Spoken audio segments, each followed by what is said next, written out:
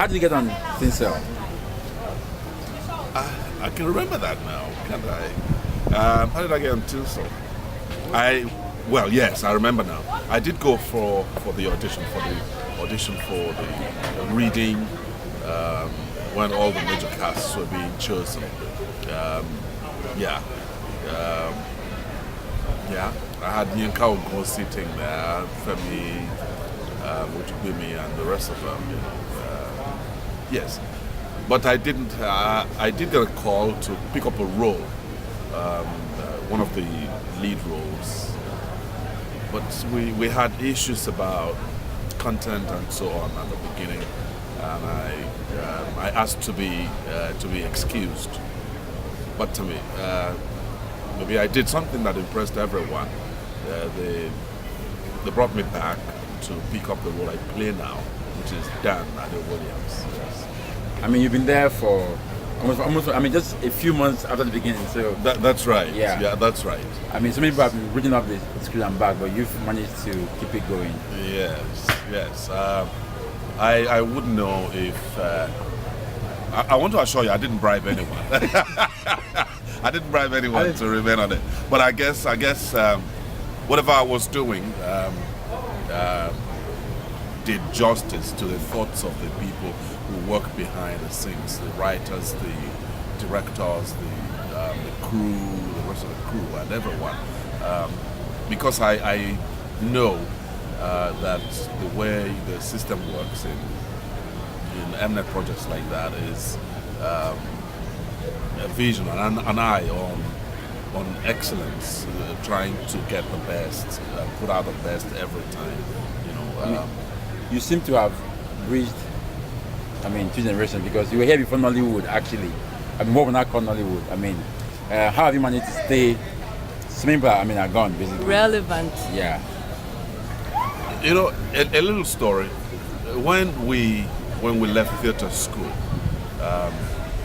and theatre was not delivering as much food on the table as one would have liked at that time. I got on one of Lola Fanikayode's projects.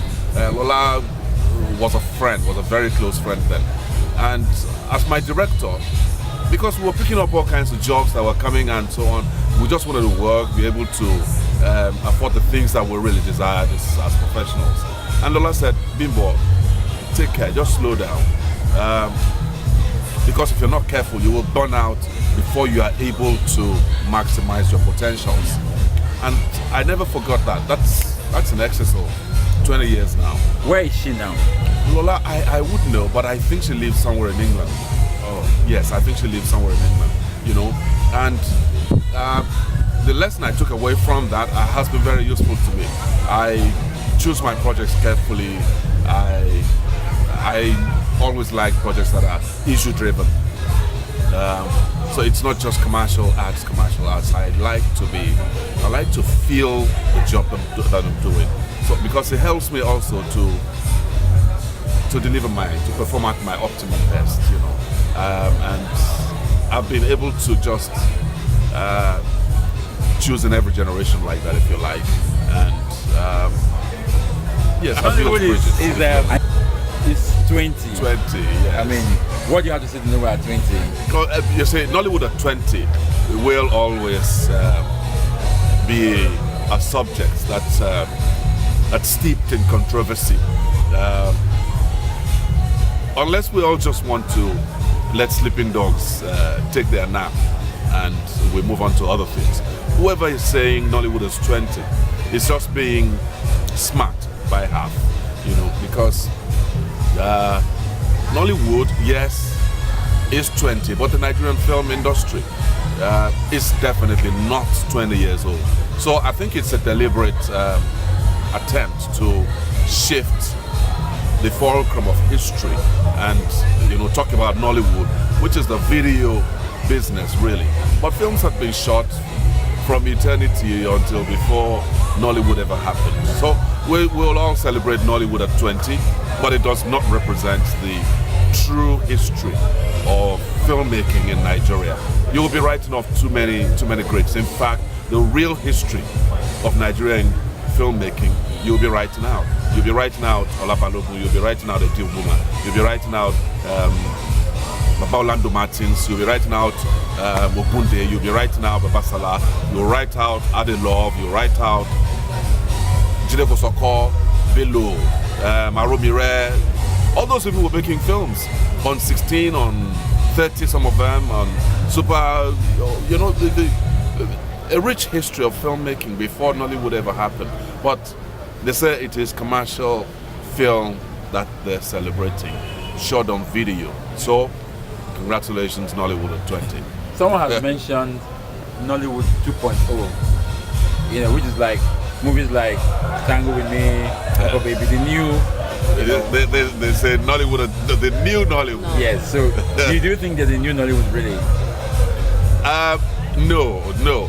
I would be cautious to describe it as the new Nollywood. I think it's an evolution of the same Nollywood. It's come to maybe the positive decision to actually exploit to the fullest the traditional revenue streams of films, which starts at the cinema really, starts at the theater.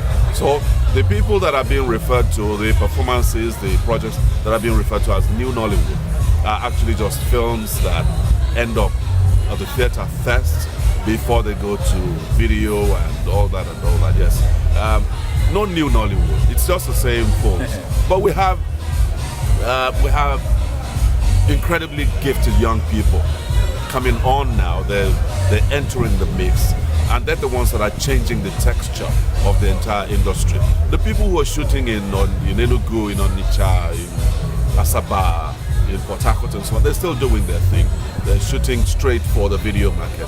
It's still there, you know. But I discern an aspiration, even on their part, to be a part of that new thing that is happening. They want to be able to shoot for theater as well. Big projects and so on. Maybe they can't afford the cost. Maybe they just do not have the resources that would enable them to do that. Some of them are not technically ready. Some of them are just not ready creatively. The story may not be right, and everyone is being cautious about how they put money into things they're not sure about. It's not new Nollywood. No, I would be cautious to describe it as that. I think it's an evolution of it.